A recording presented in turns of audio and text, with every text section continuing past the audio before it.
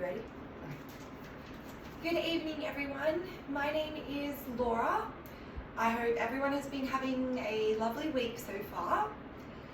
Today I have come here to discuss why health and well-being is so important to us and positive ways that we can use to maintain a healthy mind.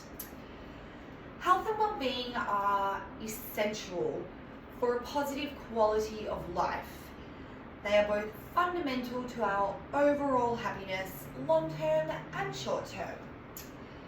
Having a strong sense of well-being can help us overcome the difficulties that we face in life and help us to achieve our overall goals. To achieve a good well-being, we must look after ourselves and looking after all aspects in our life. Now, looking after all of the aspects that are in our life can be quite difficult sometimes, but putting in the effort is worth it and will help you unlock a door to a better quality in life.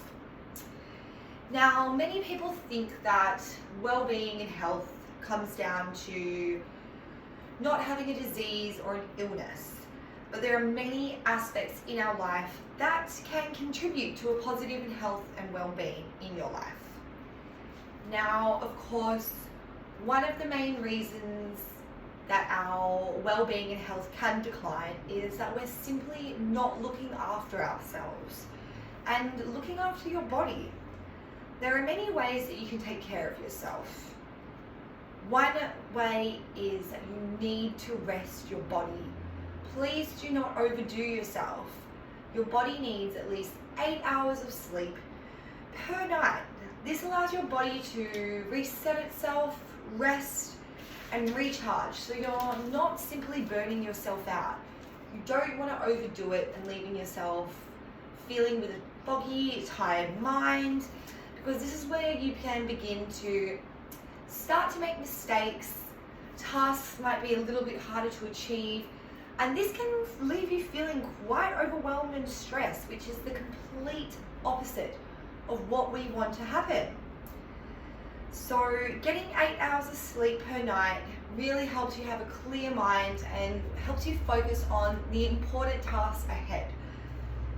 Now, keeping a healthy body and mind not only includes resting your body, but it includes putting good things into your body and healthy food and nutrients.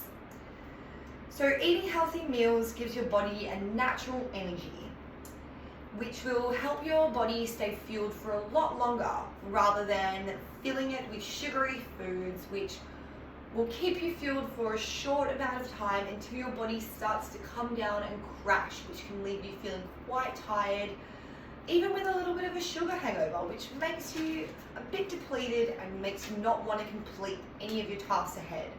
Or you might just find yourself getting easily distracted. So we must keep those healthy meals up, everyone. Now, I know everyone can get quite caught up with life, work, everything, but it's really important that you do things that make you happy.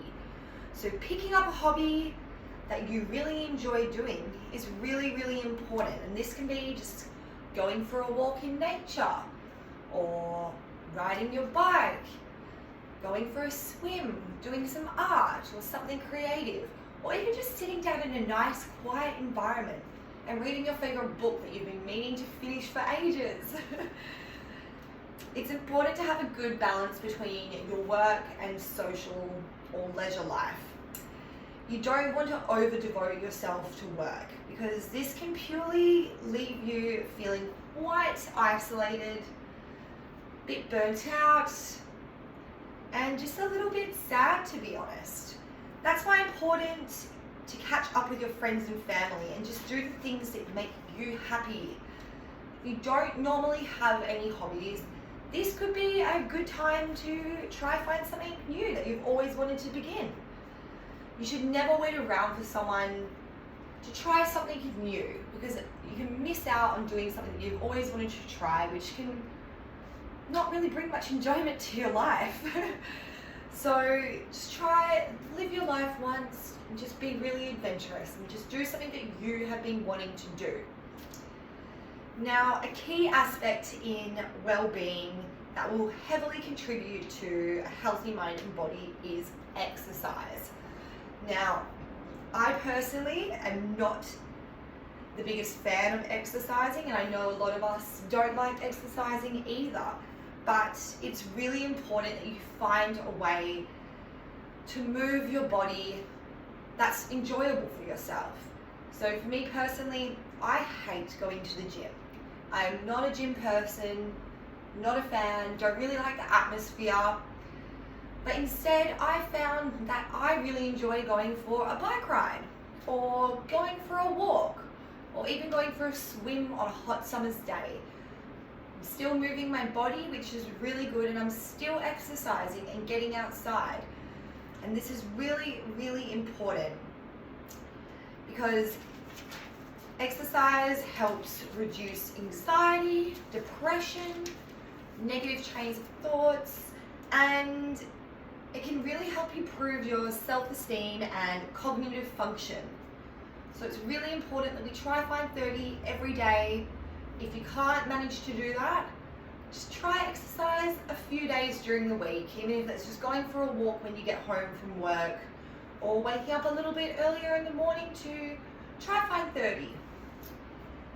Now, I know a lot of us can sometimes find it a lot easier hiding our problems, but it is incredibly important that we talk. Hiding your problems will not fix things. We may think our issues might be a bit too small or a bit too large to talk about it, or we can sometimes feel that we're a burden to someone. And that is not the case. I cannot stress that enough. That is just simply not the case. Any issue, big or large, or if something is bothering you, is worth talking about. Talking about our problems with friends or family or a support group is incredibly important. Your feelings don't magically disappear overnight. And talking about them helps us feel validated as you're experiencing something that's real and that's happening to you in your life right now. It can be a relieving outlet for us and helps you process the emotional responses when you open up and talk to someone. By sharing your feelings, you can feel more supported and understood.